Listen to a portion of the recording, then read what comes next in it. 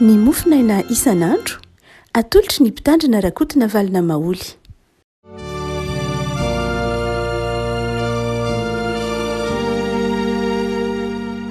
Fahamiraba antsika ry havako malala tratra ity sabotsy fa 7 ny volana aprily ity dia manonona ny fitanan'i Jesosy amintsika ny mofinaina voalahatra dia ny bokin'ny Samuela faharoa. Samuela faharoa toko 2:20, andiny 2:30 ka hatramin'ny 7:30. Samuela faharoa toko 2:20, andiny 2:30 ka hatramin'ny 7:30. Aminaran'i Jesosy. Fa iza no Andriamanitra afa-tsy Jehova ary iza no vatolampy afa-tsy Andriamanitsika? Izany Andriamanitra izany no fiarovana mafy ahy. Mitondra ny marina amin'ny lalana izy ary manao ny tongony tahaka ny an'ny dieravavy izy. Mampitoetra ahy eo amin'ny fitoerako avo izy.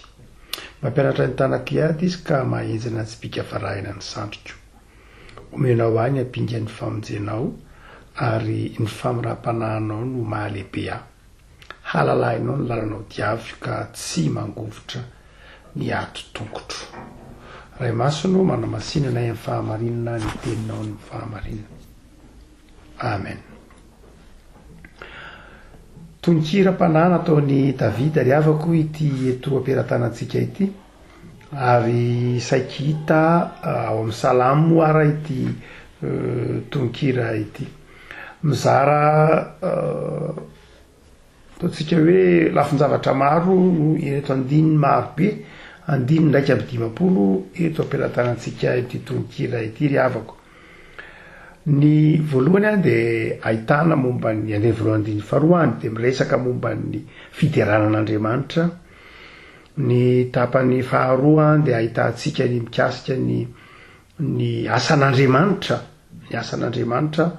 ary ao anatin'izany ny famonjena ny olona, ny fisehoan'Andriamanitra, ny valitenin'Andriamanitra manoloana ny fitondrantenan'ny olona. Fa ny andiny 4:30 ka hatramin'ny 5:70 dia miresaka kosa izay ataon'Andriamanitra, izay fihetsik'Andriamanitra manoloana ilay tarainana, ilay famonjena ny mpanompon'Andriamanitra. Ity tononkira ity izay nataon'i Davida tsika teo dia maneho ilay ady izay natrehiny sy nazahoany fandresena ary ny sehoan'Andriamanitra taminy. Ny andiny 7:30 izay hitantsika teo sy ny alohan'ny rehetra moa izany ho any marina kokoa manomboka hatramin'ny andiny 2:30 raha ny mofinaina dia azo resahana manao hoe inona moa no nataon'Andriamanitra tamin'ilay mpanompon'Andriamanitra izay nitrovavolombelona fa tsisy afa-tsy Andriamanitra irery ihany ary vatolampy azo anterana io Andriamanitra io. Manomboka amin'ny 7:30 no ndeha hitondrantsika azy avy aty fara no mandroso makany aloha somary miantsoromena ohatra zany. Eto dia milaza fitaovana anankiroa na ilay Davida zany eto, ilay mpanao tononkira manoloana ny fitiavan'Andriamanitra azy dia voaresany ny tanana sy ny tongotra. Ary izy manao hoe manao ny tongotro toy ny an'ny diery ianao ary mampianatra ny tanako hanenjana spika dia nomenao ahy ny hampinga varahana. Misy dikateny kely moa somary mampanarisarotra kely fa everiko hoe ilay amin'ny andininy 7:30 io dia ny dikateny izay everiko tena malaza azy dia ny hoe nomenao hampinga varahana, fa tsy hoe na afaka manenjana hampinga varahana fa tena hoe nomenao hampinga varahana, nomenao fitaovana hoety miady zany fa mafy sady tsara. Inona no hevim-panahy tsika teo raha avy aty 7:30 andiny 7:30 tsika no miakatra 9:30 hatrany amin'ny 7:30 dia ahitana hoe inona nataon'Andriamanitra ary inona no tokony ho ananantsika rehefa ao anatin'ny zava-manahirana tsika. rehefa anatin'ny zava-manahirana tahaka ny Davidy itsika de inona ny zavatra tsapatsika rehefa miaraka amintsika Andriamanitra. Raha ohatra ka miaraka amintsika Andriamanitra ao anatin'ilay zavatsarotra lalovantsika na lay ady atrehantsika de inona zavatra tsapa. Voalohany dia eo andiny vavito amin'ny telopolo io hoe fa manokatra ho alalinao na sokafanao ny lalako ho diaviko na halalanao na sokafanao na ataonao miariary ny lalana ho diaviko. Rehefa ao anatin'ny aizina ny mpanompon'Andriamanitra na ny firenena de ny zavatra ataon'Andriamanitra voalohany de ny mameo fahazavana hoe ity ny lalana ka andehana. Zany hoe ny ataon'Andriamanitra zany de manokatra ny lalana. Manokatra ny lalana Andriamanitra ary mampahita hoe ity no tokony atao. Tsaroantsika tsara fa raha avantany vao mivoaka ny hevitra ny zanak'Israely de ny lalana ny diavina no nisokafan'Andriamanitra voalohany indrindra. Nanomboka tamin'ny fanokafana ny ranomasina mena io ary naniraka anjely nitarika andraona andriafo nitondra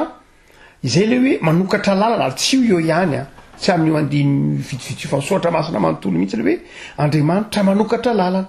Midikany Andriamanitra manokatra lalana de hitanao zany zay ale ary izay Andriamanitra mitaridarananao amin'izay ale zay le Andriamanitra resahan'ny Davidy eto hoe mpamonjy ao anatin'ny sarotra ary vatolampy azo aterana. Ny ataon'Andriamanitra voalohany zany de manokatra lalana ao tsika tika zany dia manome saina izy. Io lay ataontsika hoe vision, manome antsika lalana izy zany, mampahita fahitana azy izy. Tahaka an'izao tsara ny bokin'ny Asan'ny Apôstôly mahita fahitana mitamaka aty Makedonia, hitantsika ao amin'ny bokin'ny Asan'ny Apôstôly fahita mihitsy ao Zoatra Masina ny hoe sokafan'Andriamanitra ny lalana na omen'Andriamanitra maridalana, omen'Andriamanitra hoe ity ny tokony handehanana, ity ny tokony hizorana, de omen'Andriamanitra vision. Raha ohatra zany ka ao anatin'izao vanim-potoana sarotra zao isika riavako de ka miorina tsara amin'ny finoana de raha misy zavatra tokony ho tsaroantsika de Andriamanitra tsy manary antsika ao anatin'ity aiziny varanaretina ity fa manome antsika maridalana izy ary manome antsika zany fahazavan-tsainy zany izy ka manao hoe ity izorana, ity lalana. Izay de tsy mba hafenin'Andriamanitra mihitsy ny mpanompony. Jereo tsara nantantarany Abraham io, nantantarany Davidy io, nantantarany Paul io, na Isaoly io dia omen'Andriamanitra n'izay mandrakariva. Mampieritreritra raha ohatra ka hoe milona ela ao anatin'ny aizana isika nefa milaza ataontsika hoe milaza mamonjy antsika Andriamanitra nefa tsy hitantsika tsy lalak'izorana dia tokony hitalao mafy amin'Andriamanitra isika mba omen'Andriamanitra hoe ity no lalana tokony hizorana. Fa ny faharoa de zao rehefa sokafan'Andriamanitra io lalana io na omen'Andriamanitra lay hoe ity ny tokony handehanana, ity ny mety amin'ny handehananao, ity no sokafako ny lalana de ity ny handehananao de zao. Ny faharoa de zao omen'Andriamanitra zay mahatonga le teny tao voaresahany eto ny tongotra, omen'Andriamanitra lay fahaiza mandeha, lay fahaiza mandeha ao anatin'ilay lalana hitondran'Andriamanitra. Lay misy lalana zany sokafan'Andriamanitra dia omen'Andriamanitra ny fahaiza mamindra ao anatin'io lalana sokafan'Andriamanitra. Io zany de raha tsorona de Andriamanitra ny manefy, tsy hoe manokatra lalana ihany izy. Jereo tsara fa raha nitondra ny zanak'Israely tany anefitra izy namakivaky ny efitra ny hafanana de ny kapa tsy tapaka. Misy dikany mihitsy zay hoe ny kapa tsy tapaka. Azon'Andriamanitra natao angeny hoe lalana hafa nale de vetivety de tonga na koa azon'Andriamanitra atao nanome vahaolana tamin'ny kapa fa ny kapa ny kiraron'ny zanak'Israely tsy tapaka. Zava-dehibe mihitsy mantsy le hoe tongotra eo milaza hoe Andriamanitra de mitantana ny tongotra. Olay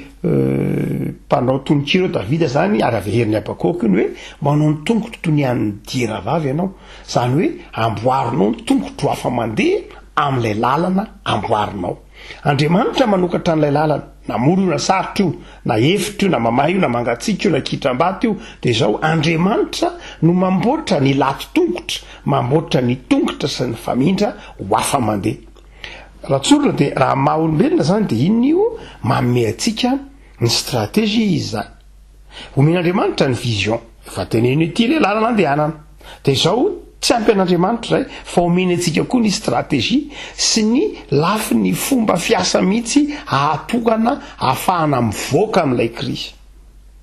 raha oha zany ka atao ve mandalo krisy tsika zao eny tsy atao ve fa mandalo mihitsy tsika ao anatin'ny firenena ao anatin'ny zava-manahirana raha mitoetra tsara amin'ny finoantsika de zao mangataka amin'andriamanitra eo omeo lalana zay andriamanitra de omen'andriamanitra lalana hoe ity le izy ity le sitrapoko ity le lalana izoranareo ity ary de ny faharoa de zao andriamanitra zany tsy anakopa tsikopaka atsika hoe io le lalana fa de ataovy zay atokavany ety a samy miezaka samy manao zay apetipety ny fiainana fa etiapity miandry anareo samy mandamindamina zay alampilamina amin'ny fiainana fa ty le lalana etsika mifampiandry tsy zay zany andriamanitra fa ny andriamanitra tsika sady manongatra lalana ao atsika no mitaky kosa manolotra fahaiza mitantana fahaiza mamindra amintsika ary raha ohatra ka ny teny ny tompona anao hoe mitamaka ty Makedonia ohatra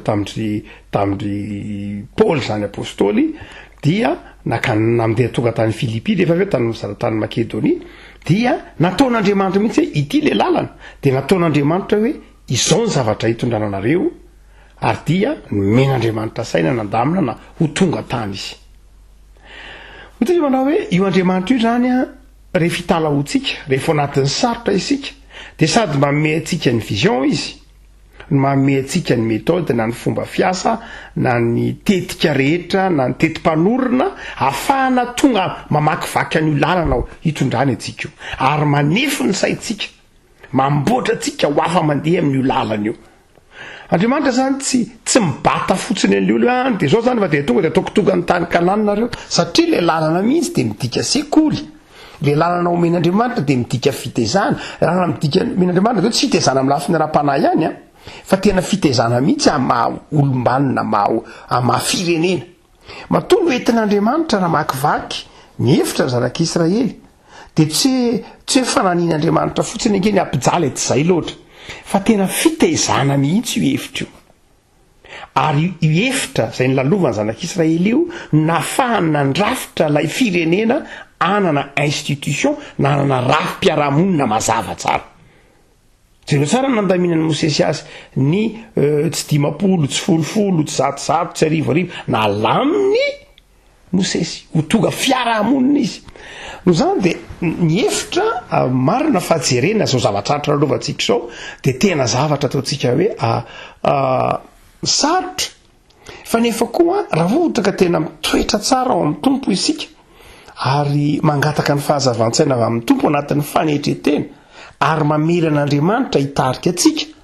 de manome vision andriamanitra manome lalana hitondrana atsika izy ary manify atsika amin'ity lalana ity tsy tokony adonotsika fa tsy hoe teo amin'ny tantaran'izao tontolo zao angena teo amin'ny tanàna zanak'Israely a de betsaka ny zavatra vaovao mipotra tao anatin'ny krizy mafy be ny ady lehibe faharoa tsisy tsy manaiky an'izany tsika enina tapitrisa ny jiosy maty ny vonatao ny ady lehibe faharoa fotsiny maika fareo ho miaramila ny rosianina ny britanika ny frantsay ny afrikana be dehibe ny maty tao anatin'ny ady lehibe faharoa fa betsaka koa nefa ny ataotsika hoe ny innovation na ny zava-baovao tao anatin'ny ady lehibe faharoa na atao fotsiny hoe ny antibiotika atao fotsiny hoe ny kininina atao fotsiny hoe ny béton armé atao fotsiny hoe ny PDB anjatony a reo zava-baovao no entiny ady tsara ny ady tsisy miteny hoe tsara ny ady fa ny tiana tenenina hoe rehefa misy zavatsarotra ka eo andriamanitra ary manam-pinoana sy mafy tsara amin'ny fiarahamonina de azo ny avadika ho tonga afaka mitonga zavatra tsara mandrakariva mijerytsika zao ohatra raha ohatra ka tany amin'ny 10 taona lasa na 80 taona lasa de mety memeny olona iteny hoe evoka nge ka mety iteny olona raha tany amin'ny 10 taona lasa na 30 taona lasa fotsiny talohan'izao ny teny hoe evoka no ampiasaina hitsaboana na miverina makamin'ny zava-maniry ny olona miverina mihinana tongolo gasy mampiasa dihuile coco mampiasa sakamalao mampiasa tamotamo dia raha 10 taona lasa netretra zana 3 taona lasa de mety tena misy etretra mihitsy anganareo manompo sampony ho any amin'ny raokandro fa ny mahagaga fa rehefa nandalo zao krizy zao ara-pahasalamana zao de ny zavatra tsapanao de zao miverina tsy kelikely amin'ny zavaboary ny olona ary tsy misy mieritreritra mihitsy fa nypotsampy ny fihinanana sakamalao na ny fievona ravi-kininina na ravi tsara ary dia hitantsika fa be de be ny olona milahatra mihinana andreny fanafody isan-karazany ataontsika hoe ireo fanafody izay nalaina tamin'ireo akandro inona ohatra ny misy areo miresaka andreny hoe ED1 misy moa zany ny resaka andreny ataontsika hoe isan-karazany be de be hitantsika eny etseny ny essence na ravi-tsara ny essence na kininina be de be no hitantsika eny essence ny artemese be de be no hitantsika ampiasain'ny olona eny ananana rehetra eny hotsika hoe misy zava-baovao ange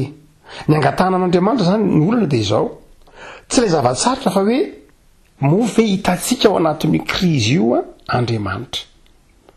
Andriamanitra afaka manokatra lalana amin'io ary afaka mamesaina endry manefetsika afaka amindra ao anatin'io krizy io ary be de be ny olona nianatra sy firenena nianatra tao anatin'ny krizy tsy nisy ny barage fampidiran-drano teo amin'ny tantara raha tsy nisy tsy fahampin-drano ary ny akabeazan'ny civilisation rehetra teto ambonin'ny tany de teraka tao anatina krizy zany hoe rehefa ao anatina krizy na tsara-pahasalamana ihany io afa milafinjahatra maro samihafa de omen'Andriamanitra maridalana ilay firenena ilay fiarahamonina de omen'Andriamanitra fomba fiasa de mipotra ny fahaiza-mamorona de teraka ny fahaiza-mamorona tsy ny hoe ny menimenina zany zay efa io le zavatra lalovantsika menakavy de ny angatahana mba hanana ny tsirairay avy ny mpitondra ny mpitarika ny mpanentana saina endry mba ahatonga n'ilay krizy efa izy io efa mbiakoditra ahatonga n'ilay krizy ho fanefeny ahatonga n'ilay krizy hisy zava-baovao ahatonga n'ilay krizy apisy fiombona amin'ny pirenena ahatonga n'ilay krizy ampiorina bebe kokoa amin'ny finoana fa tsy ahatonga n'ilay krizy indray sanatria hampanakarena olona amina halatra amina tsy fahamarinana na tsy zay fa tokony misy zany fiaraha-mientany rehetra mahatsiaro hoe misy krizy ara-pahasalamana eto Madagasikara misy krizy raisam-pirenena ahoana no atao mba hahatonga an'io ho fanefena tahaka an'izao tenen'ny Davida amin'ity tonkirany te manao mitongotro tahaka ny an'ny deravavy izy tsy ilay lalana nataon'Andriamanitra hoe tsara akory fa ilay krizy eo fa ilay tongotra no afa mamindra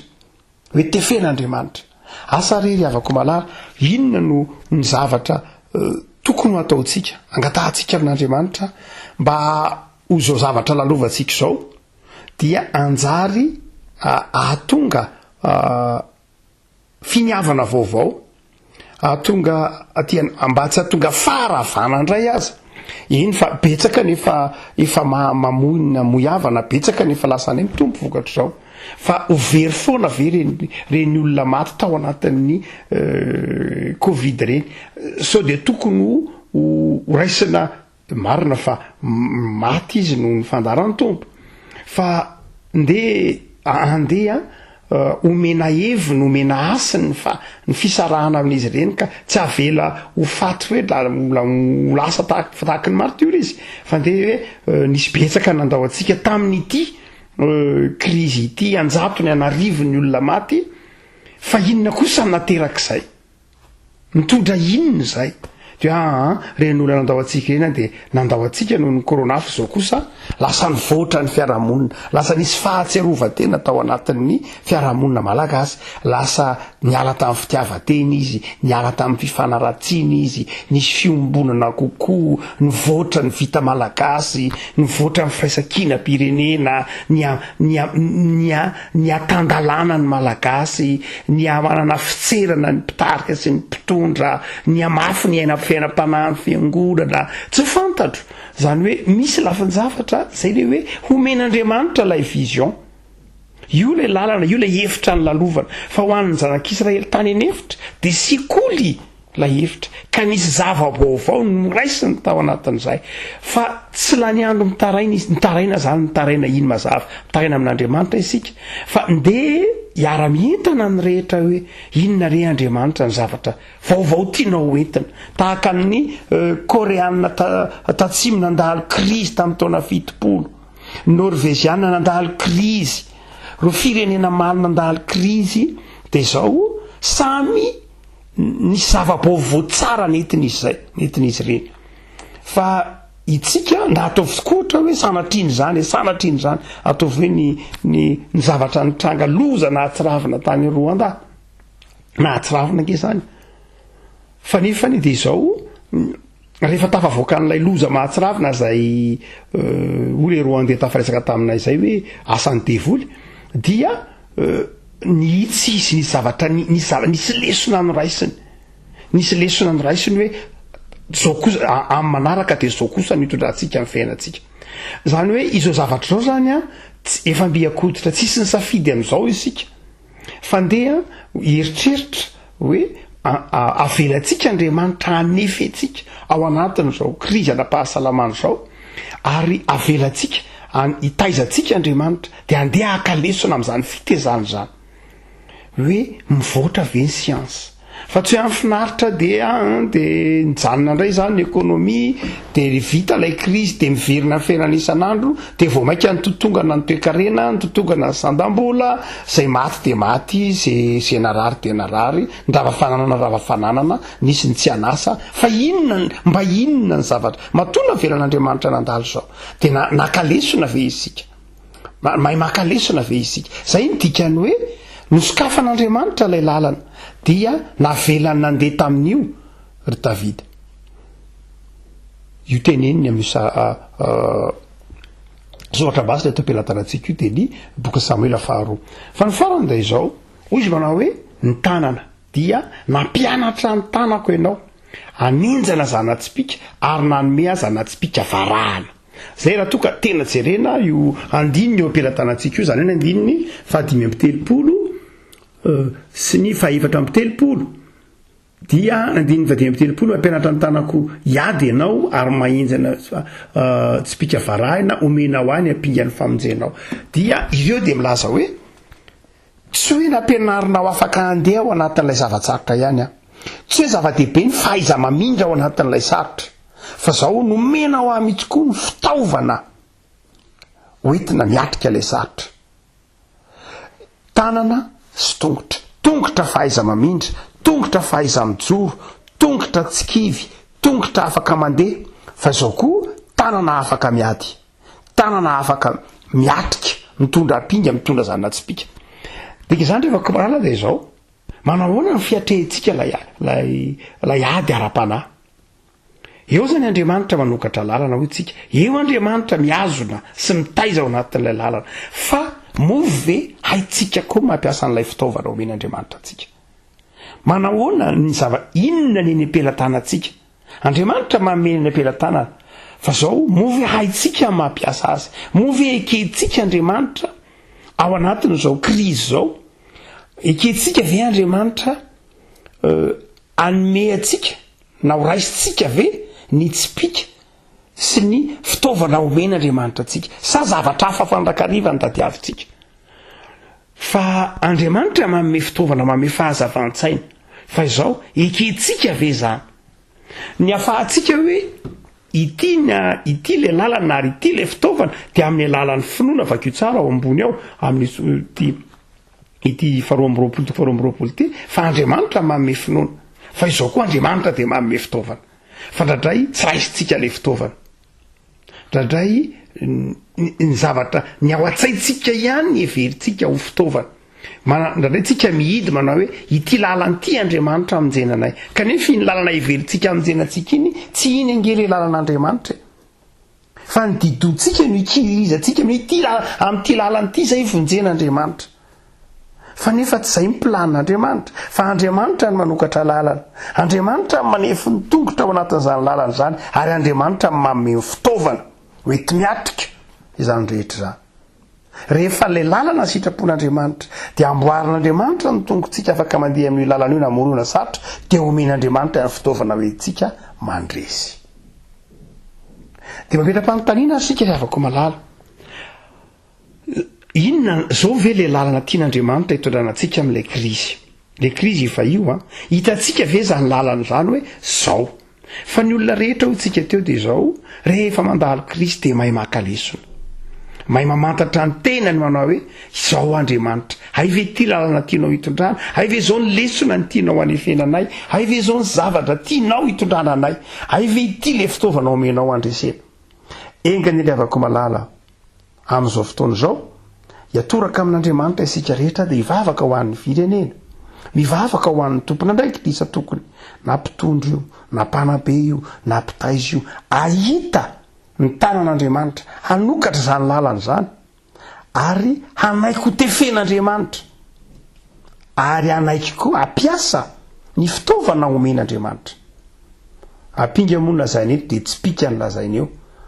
zay samy zava-mahagaga daholo, Andriamanitra ny manome an'izany. Engany avako malala ao anatin'ny fanetretena io tenen'io ao anatin'ny fanetretena atsika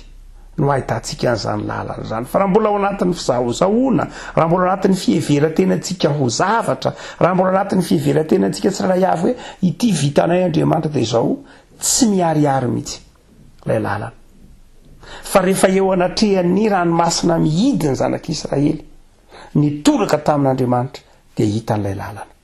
ary rehefa hita n'ilay lalana dia nomen'Andriamanitra azy avokoa tsy ny lalana ihany fa ny zavatra rehetra hoentina mamakivaky ilay lalana. Zava-dehibe zany ry havako malala, raha mbola mieritreritra isika fa ny herin'ny saitsika, raha mbola mieritreritra isika fa vitan'ny saitsika ny famahanana io dia izao miazoazo eo anoloana io zavatsarotra io isika. Fa ny zava-dehibe dia izao ny fanetretena, ny fanekena an'Andriamanitra ho mainy zavatra rehetra, ny fanekena sy ny fiatorahana amin'Andriamanitra ho lay vatolampy ao anatin'ny fanetretena lalana, ny fanafoana tena mihitsy ny maromarina kokoa aza. Ary fitenenana amin'ny tompo manao hoe tompo amin'rafo aminay, fa tsy le lalana izay heverinay ho lalana kay ny lalana, fa zay lalana tena fantatra fa tokony andehanana dia sokafo zany lalana zany. Omeo vision zay na omeo lalana zay troy anay hoe ity le lalana dia manaiky izay ho tefenao, ary dia manaiky izay amin'ny fanetretena amin'izay zavatra tianao ho fitaovana hoentina miatrika an'io. Fa tsika ankehitriny ry havako malala miazoazo dia sady tsy hitantsika le lalana, ny tsy zakatsika le lalana anefenantsika ary tsy fitaovana eny am-pelantanantsika. Engany ry havako malala amin'izao fampitoana izao hiatoraka ny firenena tsy ao anatin'ny fifanomezan-tsiny fa ao anatin'ny fandoliana amin'i Jesosy Kristy Tompo, tsy ao anatin'ny fifanomezan-tsiny hoe zao iza indray zao, tsy zay ny zava-dehibe, tsy zay tsonitsika, fa ny zava-dehibe dia ny fangatahana amin'Andriamanitra hoe omeo lalana izay Andriamanitra mba tsy ho very, ary izo zavatra lalovana izao dia avadio ho tonga miabo, avadio ho tonga pozitif, ho tonga miabo amin'ny fiainam-pirenena mba tahaka ny nandalovan'ireo firenena maro zavatsarotra rehetra teo amin'ny tantaran'izao tontolo izao dia nahay nahakalesona ny olona, dia nampahatanjaka azy indray ilay zavatsarotra ny lalovana. Engany havako malala izao krizy lalovantsika eto Madagasikara ka moizana namana tia na havana akaiky, olona tsy fohy, olona taontsika hoe olomanga maro azy atao anatin'ny fiarahamonina, tabisy reharehantsika betsaka nefa nandao atsika andeha tsy avelantsika hondao sy ny fahafatesana marina vao amin'ny tompo izy fa andeha akalesontsika dia rehefa mba misy heviny nandaozan'izy ireny hoe izy ireny dia zao sana toy ny hoe nakalesona tamin'ny fandalovana izy ireny tsika ka namela mamy izy ireny, namela firenena ny fankaty rehefa avy nandalo ny krizy, namela olona raisaina, name vahoaka mahay mivavaka, name firenena tsy fantatro tian'Andriamanitra kokoa dia hivavaka amin'Andriamanitra tsika mba ho fanefena izao zavatra izao ary hitondra zava-baovao mahasoa tsika ao amin'Andriamanitra. Hivavaka isika. Tompo misaotra anao zahay fa mazava ny planinao fa ianao no manokatra lalana ary ianao koa no manefy ny olona afaka handeha amin'izany lalana izany, na mora io na sarotra io, ny tongotra ino amboarinao afa mandeha amin'izany lalana rehetra hitondranao zany. ary dia omenao anay koa ny fahaizamanao ny akingana, omenao anay ny fitaovana hoety miasa, hoety miaina ao anatin'izany lalan-davitra hitondranao zany. Omeo fahazavan-tsany zay Tompo, atao vitanay ny lalana amin'ny alalan'ny finoananao, omeo anay ny fahendrena ahafantaranay hoe ity le lalana hitondranao anay, hivoahanay amin'izao loza mandalo eto amin'ny firenena izao. Betsaka ireo avatianay nandao anay, betsaka ny namanay tabisy reharehan'ny fianakaviana, betsaka ireo mbola marary